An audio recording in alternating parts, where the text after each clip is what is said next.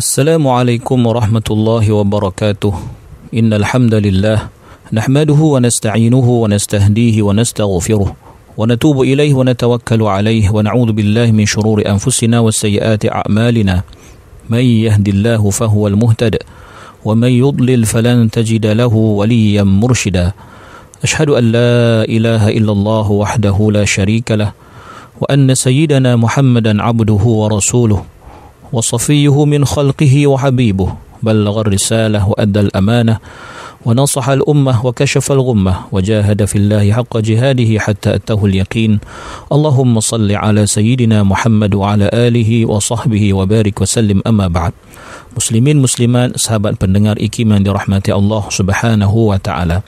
Marilah sama-sama kita merafakkan setinggi-tinggi kesyukuran kehadrat Allah Subhanahu wa taala di atas segala nikmat yang Allah taala kurniakan kepada kita, terutamanya nikmat iman dan Islam. Dan marilah sama-sama kita bersyukur dengan mentaati segala perintah Allah, melaksanakan segala suruhannya dan menjauhi segala larangannya. Mudah-mudahan Allah Subhanahu wa taala sentiasa memberikan taufik dan hidayahnya kepada kita, khususnya dalam usaha kita memahami ayat-ayat Allah Subhanahu wa ta'ala. Muslimin muslimat yang dirahmati Allah, kita berada pada ayat yang ke-247 daripada surah Al-Baqarah, dan telah kita teliti pentafsiran para ulama berkenaan dengan ayat ini yang berkisar tentang cerita yang berlaku pada zaman Bani Israel selepas kewafatan Nabi Musa alaihissalam. Dan kita telah mengenal siapakah yang dinamakan sebagai Talut, yang telah dilantik oleh Allah Subhanahu wa taala sebagai raja kepada Bani Israel, yang mana pelantikan tersebut telah dipertikaikan oleh Bani Israel. Dan di hujung ayat yang ke-247 ini Allah menyatakan, wallahu yu'ti mulkahu man yasha' wallahu wasi'un alim. Dan ingatlah, Allah jualah yang memberikan kuasa pemerintahan kepada sesiapa yang dikehendakinya, dan Allah maha luas rahmatnya dan pengurniaannya lagi meliputi ilmunya. Bermaksud Allah Subhanahu wa taala ingin menyelar sikap Bani Israel yang mempertikaikan kelayakan Talut sebagai raja mereka, sampai mereka lupa akan tugas ataupun permintaan mereka yang diterangkan pada ayat ini dan ayat sebelumnya. Mereka meminta kepada Nabi, iaitu Nabi Syamuel, dan Nabi Syamuel memberi jawapan berdasarkan wahyu Allah Subhanahu wa taala.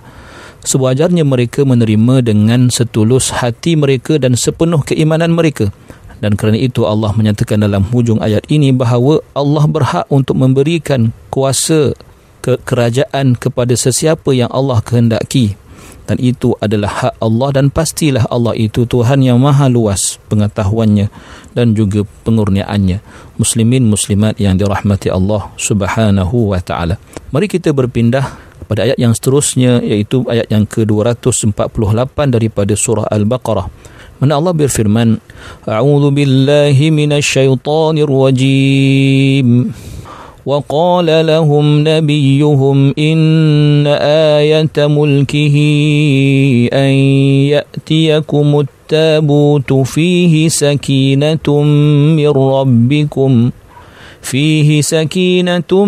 من ربكم وبقية مما ترك آل موسى وآل هارون تحمله الملائكة إن في ذلك لآية لكم إن كنتم مؤمنين. Dan Nabi mereka berkata lagi kepada mereka, sesungguhnya tanda kerajaan Talut itu, yakni yang menunjukkan benarnya dari Allah, ialah datangnya kepada kamu peti tabut yang mengandungi sesuatu yang memberi ketenteraman jiwa dari Tuhan kamu, dan berisi sebahagian dari apa yang telah ditinggalkan oleh keluarga Nabi-Nabi Musa dan Harun. Peti tabut itu dibawa oleh malaikat. Sesungguhnya peristiwa kembalinya tabut itu mengandungi suatu tanda keterangan bagi kamu, jika benar kamu orang-orang yang beriman. Muslimin muslimat yang dirahmati Allah Subhanahu wa taala, seperti mana kita telah menyaksikan sepanjang surah Al-Baqarah ini, bagaimana Allah telah memperlihatkan terlalu banyak kemukjizatan dan perkara-perkara yang tergolong dalam khawariqul adah, perkara-perkara yang mencari adat, semata-mata untuk melihat golongan Bani Israel ini terus beriman dengan Allah dan Rasul-Rasul yang diutuskan kepada mereka. Namun apa yang berlaku, terdapat juga bahkan kebanyakan dalam kalangan mereka yang tidak menerima ajaran Rasul, sedangkan mereka telah diperlihatkan perkara-perkara yang luar biasa yang Allah tidak berikan atau tunjukkan kepada umat-umat manusia yang lain. Maka dalam hal dan peristiwa Talut yang dilantik Allah sebagai raja mereka ini, Allah jelaskan dalam ayat ini yang mana Nabi Syamwil meneruskan hujahnya dan keterangannya kepada Bani Israel yang mempertikaikan pelantikan Talut sebagai raja mereka dengan suatu keadaan atau peristiwa luar biasa, iaitu yang dipanggil sebagai kembalinya peti yang selama ini menjadi sumber kepercayaan dan keimanan mereka terhadap janji Allah dan Rasul, yang dinamakan sebagai At-Tabut. At-Tabut merupakan satu peti dan dikatakan ia adalah dibuat daripada kayu pada asalnya, yang tersimpan di dalamnya beberapa perkara yang penting dan suci serta diagungkan oleh golongan Bani Israel.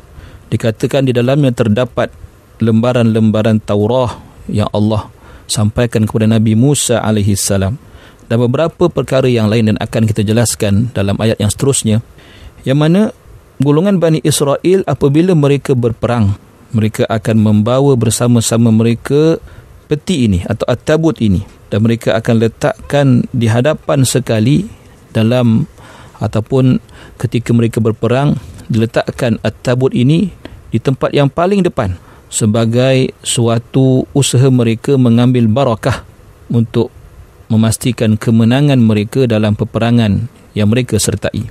Namun disebabkan kekalahan mereka dalam siri-siri peperangan sehingga mengakibatkan tabut tersebut telah dirampas oleh musuh mereka, dan mereka sudah tidak ada lagi tabut yang mereka yakini sebagai suatu yang mendatangkan atau menjadi asbab kemenangan mereka dalam siri-siri peperangan mereka. Maka kali ini Allah Subhanahu wa taala menawarkan suatu tawaran yang mereka tidak mungkin dapat menolaknya, iaitu pengembalian At-Tabut di sisi mereka yang datangnya atau dikembalikan dengan suatu cara yang mencari adat yang luar biasa, iaitu dengan dibawa oleh malaikat, dikembalikan dan dibawa oleh malaikat dan diletakkan di hadapan mereka, dan mereka dapat menyaksikan dengan mata kepala mereka sendiri.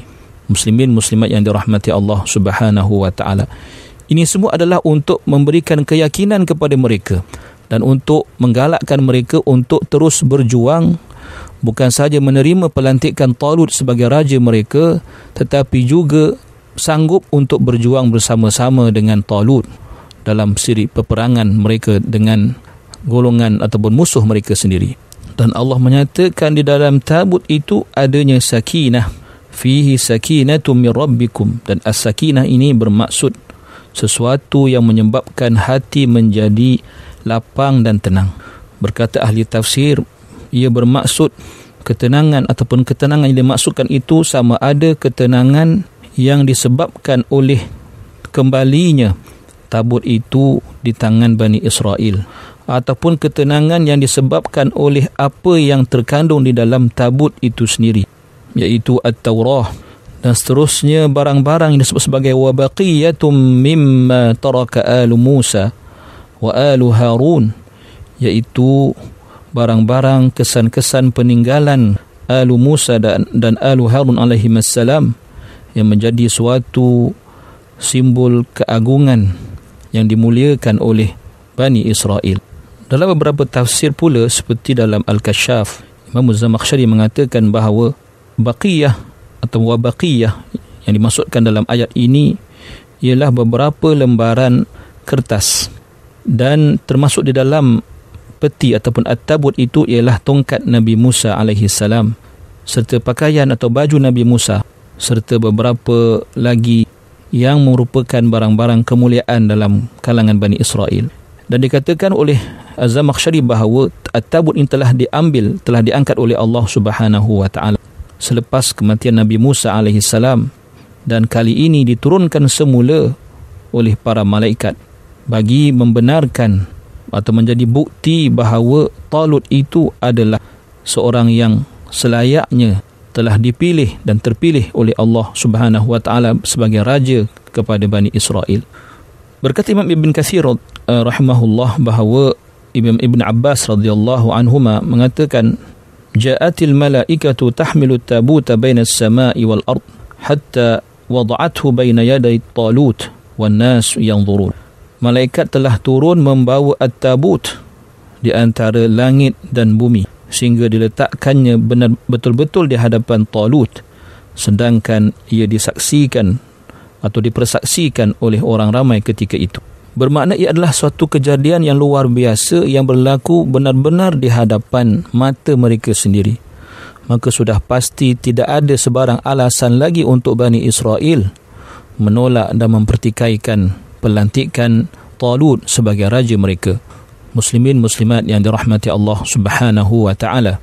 Allah menamatkan ayat ini dengan firman-Nya, inna fi dzalika laayatan lakum in kuntum mu'minin.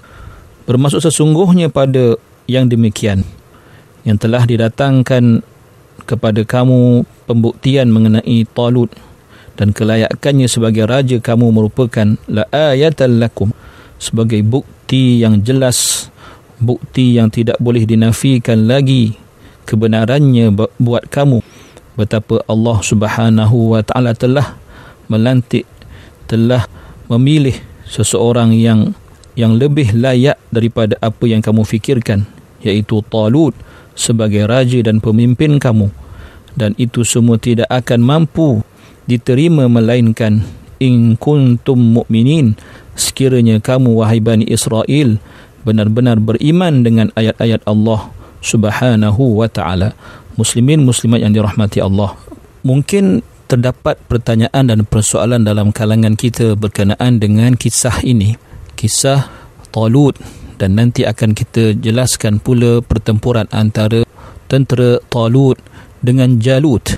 Muslimin muslimat yang dirahmati Allah, pertama sekali kita perlu faham bahawa cerita ini berlaku pada zaman sebelum Rasulullah SAW. Bermaksud Al-Quran bercerita kepada kita tentang kisah-kisah umat terdahulu, termasuklah kisah Bani Israel, dan inilah yang sedang kita lihat ataupun sedang kita perhatikan penceritaannya berkenaan dengan kisah Talut dan Jalut. Apa yang perlu kita faham ialah tatkala kita membaca dan merujuk kepada kitab-kitab tafsir, kita akan berjumpa dengan pelbagai riwayat, dan riwayat-riwayat ini boleh dikatakan bersumberkan daripada Israiliyat.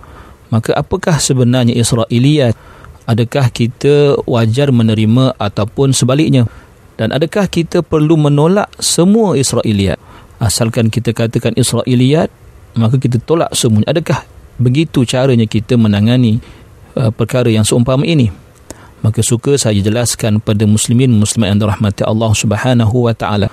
Para ulama tafsir dan para ulama ulumul Quran telah mengajar kita bahawa al-Israiliyat itu terbahagi kepada 3 kategori. Tuan-tuan dan puan-puan boleh merujuk kepada kitab-kitab ulumul Quran dan juga ataupun kitab-kitab yang khusus berkata atau membicarakan tentang Israiliyat ini. Antaranya dalam karya Dr. Muhammad Husin Al-Zahabi, iaitu At-Tafsir wal Mufassirun.